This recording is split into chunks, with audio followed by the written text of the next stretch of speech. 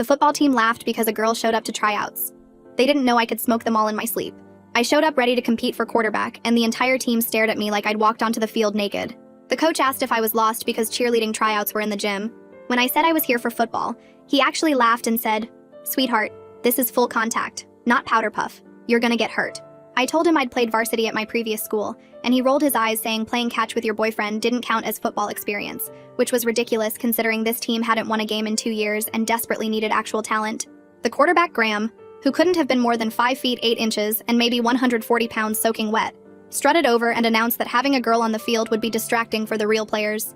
His backup, Zeke, added that football required actual strength, not just looking cute in yoga pants, and asked if I even knew what a down was, or if I thought it meant something I do on my knees. The whole team cracked up even though half of them looked like they'd struggled to bench press the bar, and they'd gone 0 to 10 last season.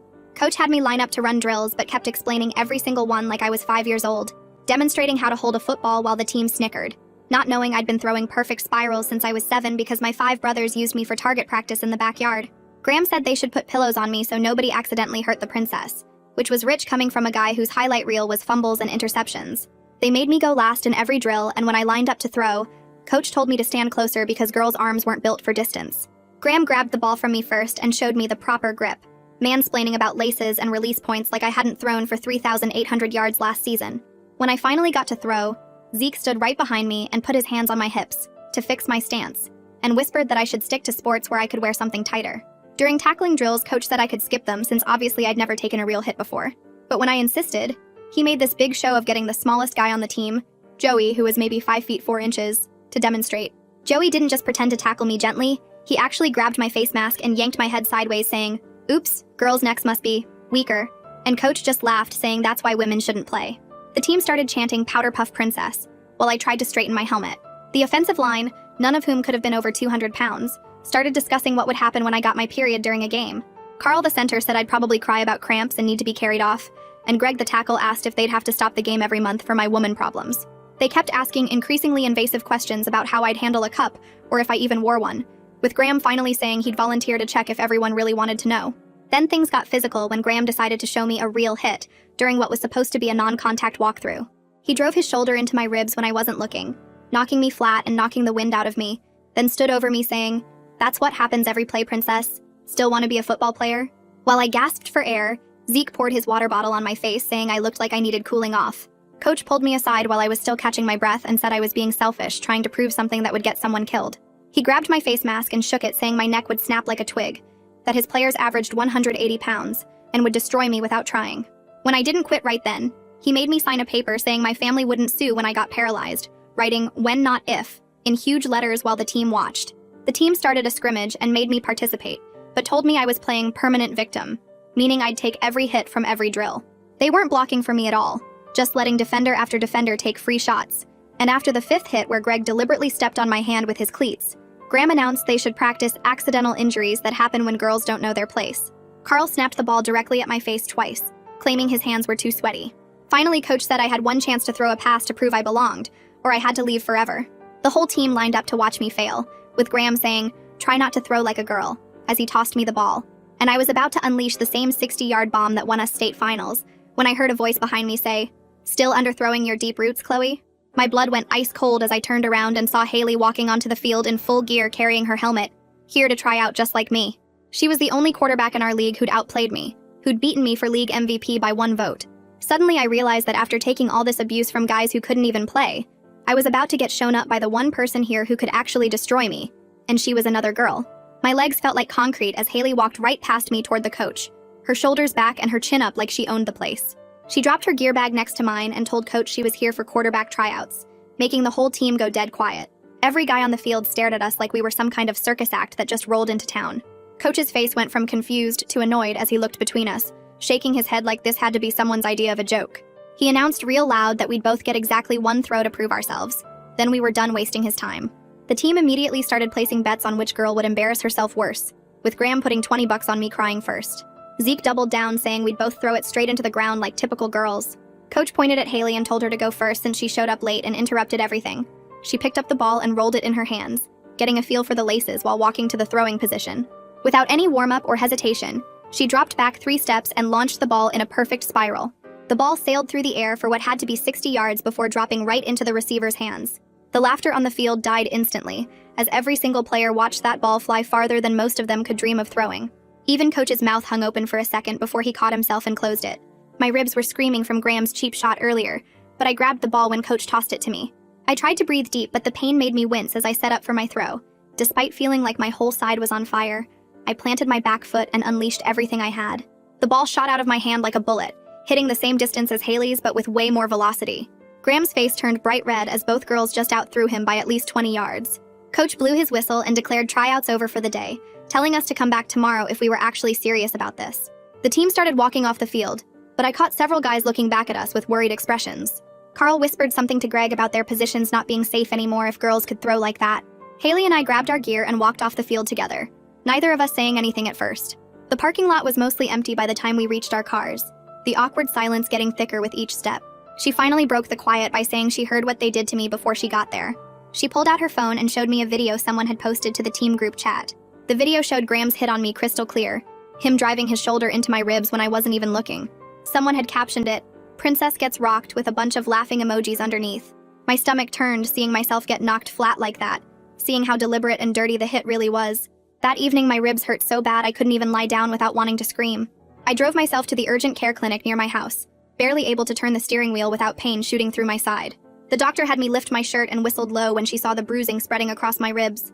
She pressed gently on different spots, documenting each wince and marking the extent of the damage on a chart. The x-rays showed no breaks, but the soft tissue damage was extensive according to what she wrote in my file. The nurse came in while I was getting dressed and asked if I wanted to file a police report for assault. I told her I needed to think about it, but she gave me all the paperwork just in case. She also printed out copies of my medical records and the photos they took of my injuries. My phone buzzed around 10 that night with a text from Haley asking if I was okay. She said she'd been thinking about what happened and suggested we work together instead of letting them pit us against each other. She'd already started drafting an incident report about everything she witnessed and recorded at practice. She sent me a draft that detailed Graham's assault, the coach's negligence, and the hostile environment they created. Her old school had gone through something similar, and she knew exactly how to document everything properly. She said the key was having evidence and witnesses, which we now had thanks to that video. The next morning, we met at a coffee shop near school an hour before practice was supposed to start. Haley had printed out complaint forms and brought a folder with everything organized by date and incident. She walked me through the process of filing with the athletic director, explaining what would trigger an actual investigation. We filled out the forms together, making sure to include every single detail from yesterday's practice. I attached my medical documentation from urgent care, showing the extent of my injuries from the assault.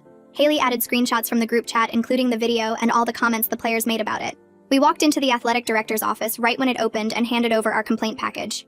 The assistant's eyes went wide as she flipped through the medical photos and saw the video evidence on Haley's phone. She immediately said this was being taken very seriously and scheduled us for a formal meeting that afternoon. We had to go to practice that afternoon even though my ribs were killing me with every breath I took. Coach acted like nothing had happened, blowing his whistle and telling everyone to line up for warm-ups like he hadn't watched Graham assault me yesterday. He made Haley and me run extra laps around the field while the guys did their regular stretches and drills, saying we needed to build up our endurance if we wanted to keep up with the boys. My side was on fire by the third lap, and I kept pressing my hand against my ribs trying to hold them together. The trainer noticed me struggling and jogged over, pulling me aside near the water coolers while practice continued. She had me lift my jersey and her eyes went wide when she saw the purple and black bruising spreading across my entire left side.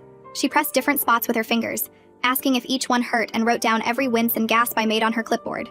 She took photos with her phone from different angles, documenting the clear shoulder-shaped impact mark on my ribs. She said this was definitely from a deliberate hit during what was supposed to be non-contact drills yesterday.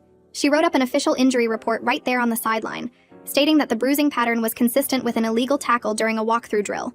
She told me she was required by state law to report this as a safety violation, regardless of what complaint we'd already filed with the AD. The meeting with the athletic director came right after practice ended. Haley and I sat across from her desk while she reviewed everything we'd submitted that morning, plus the trainer's new report that had just been added to our file. The AD's face got more serious with each page she turned, especially when she got to the medical photos showing my injuries. She picked up her phone and called someone, telling them to come to her office immediately. 5 minutes later, the assistant coach walked in looking confused until the AD showed him the video of Graham's hit on her computer.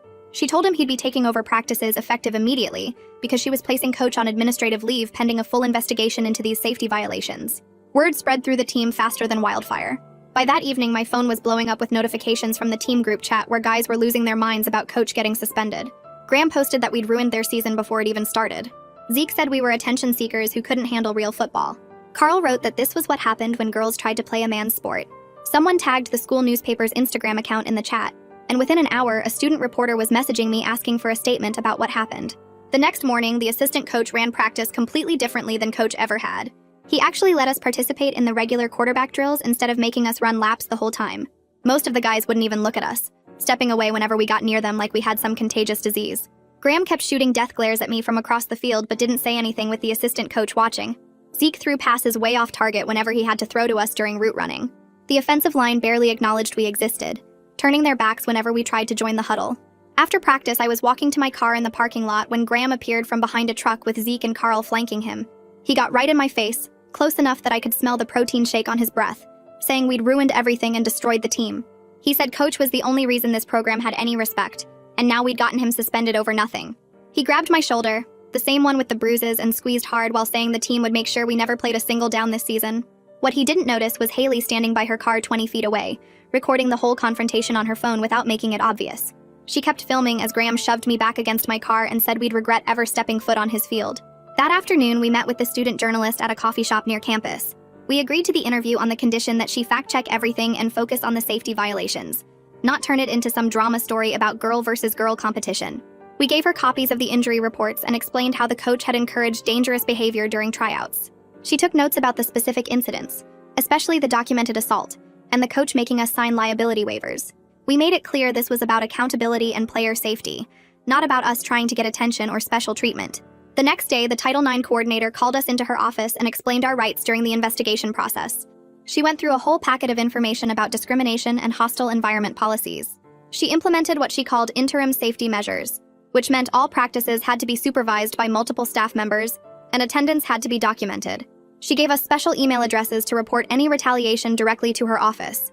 She also said investigators would be interviewing every player and coach over the next few days. 3 days into the investigation, we heard through another player that 2 guys from the team had quietly told investigators the truth about what happened.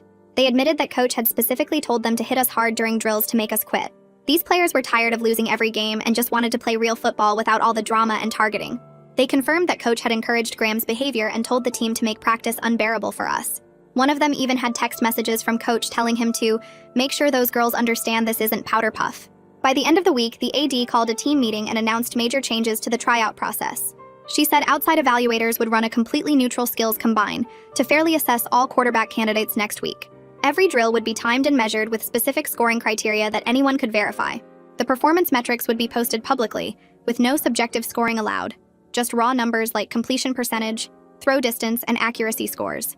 Graham's face went white when she explained that all current positions were now open for competition based solely on combine performance. Graham's face went from white to red in about 2 seconds as he jumped up from his seat and started yelling that this was total bull. He grabbed his phone and started texting frantically while pacing back and forth in front of the whole team. The AD just stood there watching him have his meltdown while he kept shouting about how combines were for the NFL, not high school. He turned to the other guys and started saying they needed to stick together and refuse to participate in this stupid test. Most of the team just sat there looking confused while Graham kept ranting about how they were destroying tradition and team loyalty. Zeke backed him up, saying it wasn't fair to change the rules in the middle of tryouts just because some girls complained. Carl and Greg nodded along, but I noticed about half the team wasn't saying anything at all. One of the linemen actually raised his hand and asked when the combine would happen since he wanted to prove himself. Graham spun around and called him a traitor for not supporting the real team against these outsiders. The AD cut him off and said the combine would be in 3 days with professional evaluators from the State Athletic Association. She walked out, leaving Graham still trying to rally guys to boycott, while more and more of them started talking about wanting fair tryouts. Over the next 3 days, Graham kept sending group texts about solidarity and team brotherhood, but fewer guys responded each time. The morning of the combine arrived and almost everyone showed up, including Graham, who couldn't risk losing his spot entirely. The evaluators set up cones for accuracy drills and had clipboards with official scoring sheets that showed exact measurements. They explained each drill would be scored on specific metrics with no room for interpretation or favoritism. The first drill tested short passes where we had to hit targets at 10, 15, and 20 yards with precision. Haley went first and nailed 9 out of 10 targets while the evaluators marked down her scores. I stepped up next and hit all 10 targets, making sure to show consistent release and spiral on each throw. Graham's turn came and his first pass wobbled wide left, missing the target completely. His footwork was all wrong as he kept shuffling his feet instead of planting properly before throwing. The evaluators wrote down every miss and noted his inconsistent mechanics on their sheets. During the intermediate passing drill, Haley and I both completed 8 of 10, while Graham managed only 4 completions. His throws kept sailing high or bouncing short as he got more and more frustrated with each miss. The evaluators had us run through progressions, and Graham couldn't even identify the correct reads half the time. When we moved to the distance competition, I felt my arm loose and ready from all those years of backyard practice. The evaluator marked a spot at 40 yards and told us to show our maximum accurate distance. Haley launched a perfect spiral that landed at 55 yards right in the target zone. I stepped up and focused on my mechanics before unleashing a bomb that sailed 60 yards and dropped perfectly into the barrel. Graham barely managed 40 yards, and his pass fluttered like a wounded duck before falling short. Even Joey and some other guys who'd been hostile before started nodding when they saw the pure arm strength. The evaluator announced we'd test mobility next with rollout drills and bootlegs to see who could throw on the run. Between drills while I was getting water, Zeke walked right into me, spilling my bottle all over my cleats. He mumbled something about accidents happening, but the evaluator saw the whole thing and immediately wrote it down. The evaluator warned Zeke that any more interference would result in automatic disqualification from the combine and removal from consideration. Zeke backed off but kept glaring at me while I dried off my cleats and got ready for the next drill. The rollout drill showed Graham had zero ability to throw while moving as every pass went wild. Haley and I both maintained accuracy even while scrambling, which the evaluators carefully documented on their sheets. After 3 hours of drills, the evaluators said they'd compile the results and submit them to both the AD and school board. 2 days later, the Title IX coordinator called us in to share the investigation findings before they went public.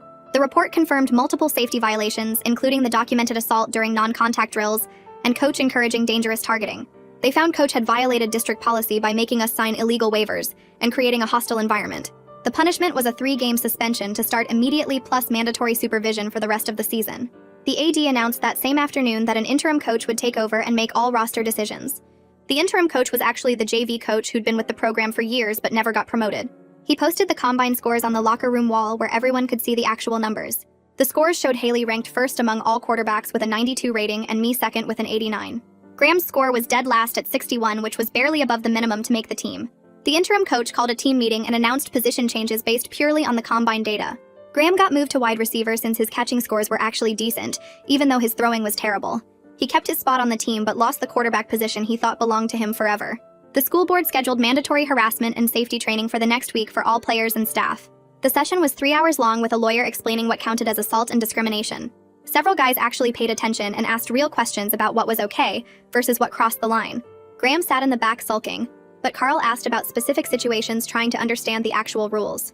When positions got announced officially, Haley earned quarterback 1, and I got quarterback 2, with specific packages designed for my arm strength. The interim coach explained I'd run all red zone plays and 2-minute drills where my deep ball was most valuable. It stung not getting the starting job, but Haley's accuracy scores were 3 points higher, and she earned it. That afternoon, Haley found me after practice and suggested we work together on studying game film.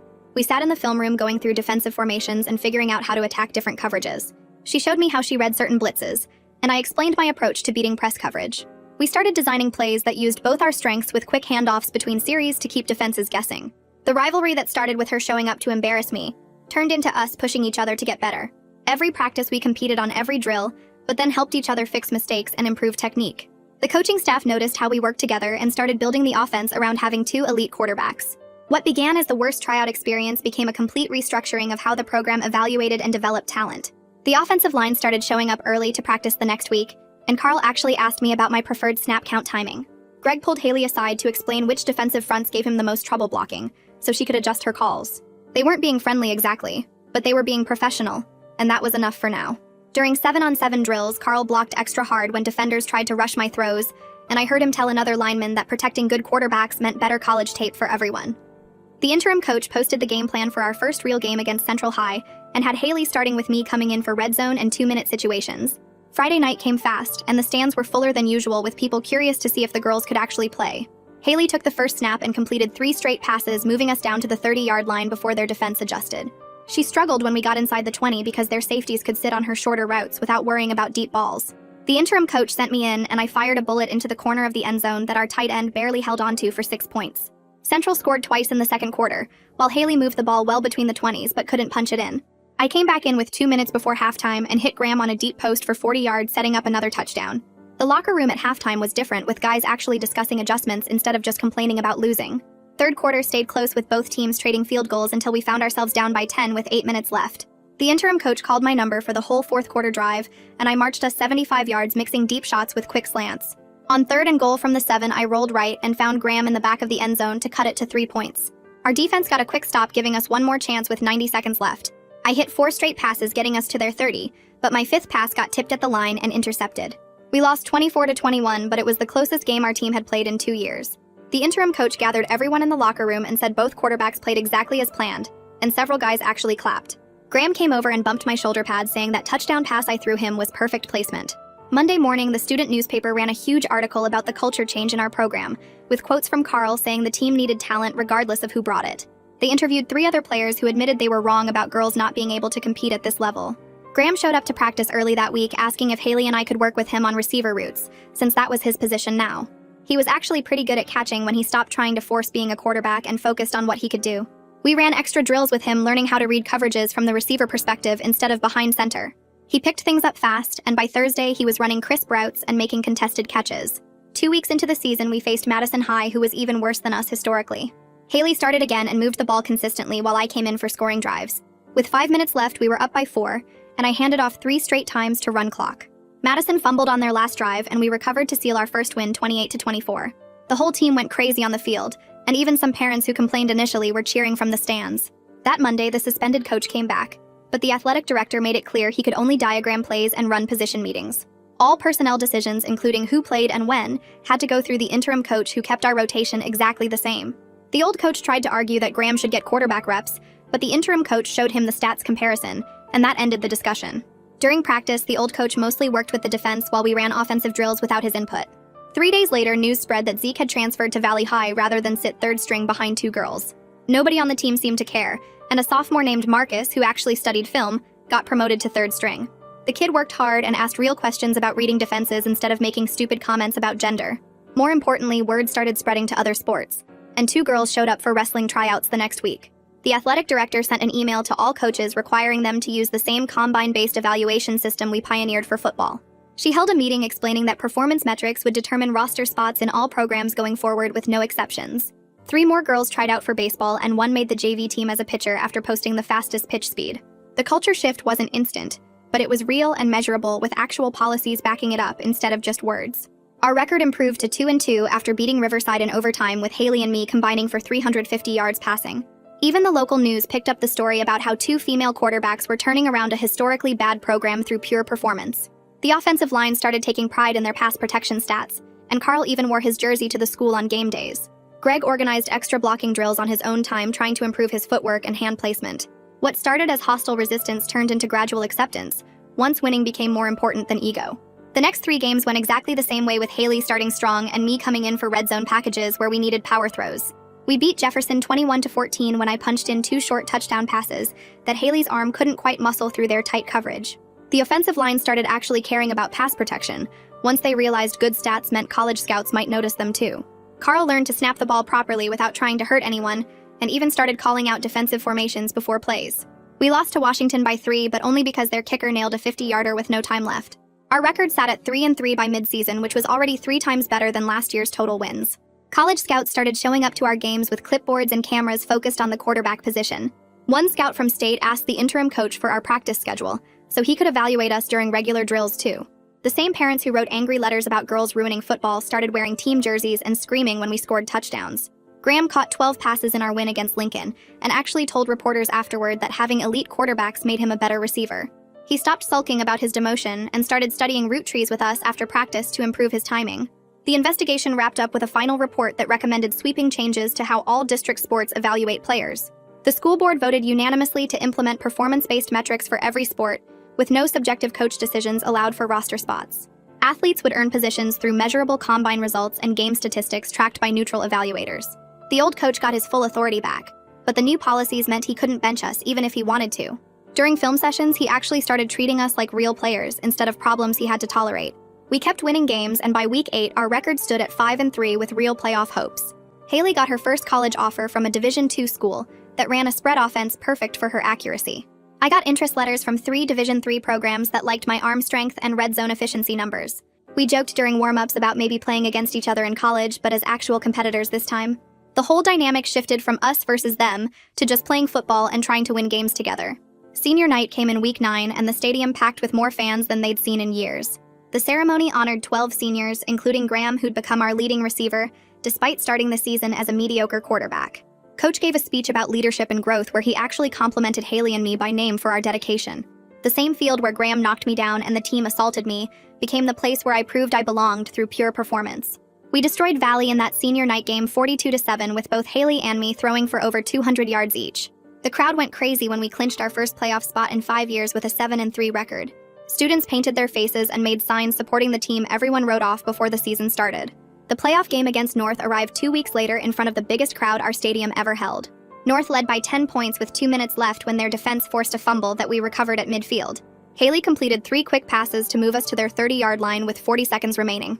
The interim coach called my number for a corner fade to Graham, who'd been burning their safety all game.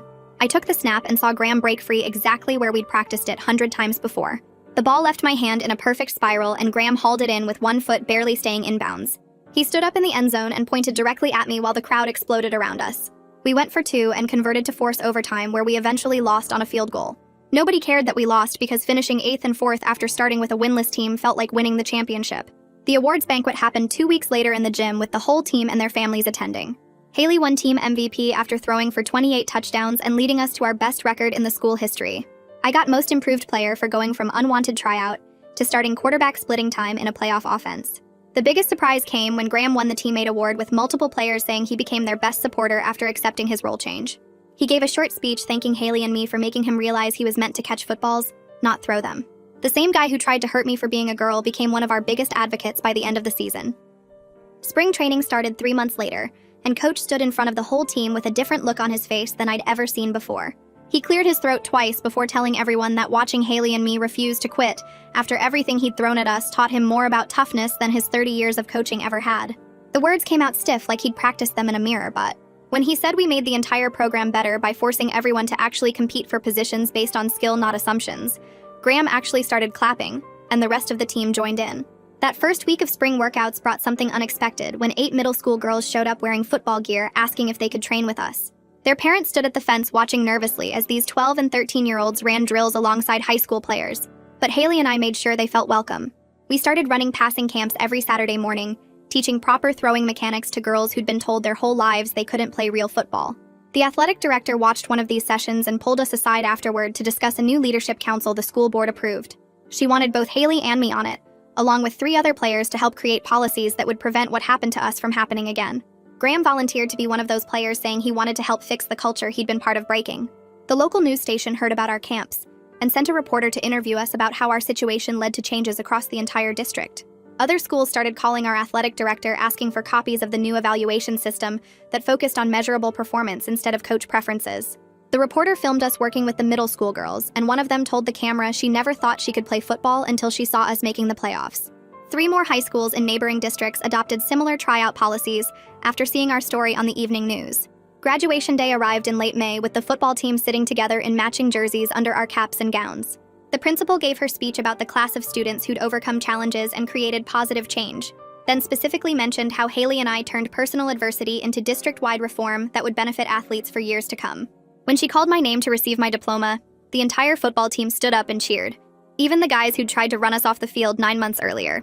2 weeks later, I signed my letter of intent to play quarterback at a Division III school 2 states away, where the head coach was a woman who'd played professionally in a women's league. The same sport where Graham had knocked the wind out of me and the team had tried to break my spirit was now paying for my college education. Haley committed to a different school 3 hours from mine, but we promised to stay in touch and keep pushing each other. Through our freshman year, we texted game film back and forth, breaking down each other's plays and pointing out things to improve. She'd send me clips of her touchdown passes, and I'd respond with videos of my own. That competitive fire that started as rivalry becoming the fuel that drove us both to excel. During winter break, we met up at a local field to throw together, and she told me about leading her team to their conference championship game as a true freshman. I shared how I'd taken over as starter halfway through the season when our senior quarterback got injured. We kept that connection through all 4 years of college, checking in after big games and during tough losses. 2 girls who'd been told we didn't belong, proving over and over that we did. 10 years have passed since that day Graham knocked me down during tryouts, and now I coach high school football myself. Every season, I get at least 1 girl who shows up to tryouts dealing with the same garbage we faced, and I make sure she knows she's not alone. The barriers we knocked down stayed down because we didn't just prove we could play. We proved the whole system needed to change and then helped change it. And that's the full wrap-up. I try to tuck something useful inside each story, something you can actually apply. If even one detail stuck with you, it was worth it. Subscribe so you'll always have the next one waiting.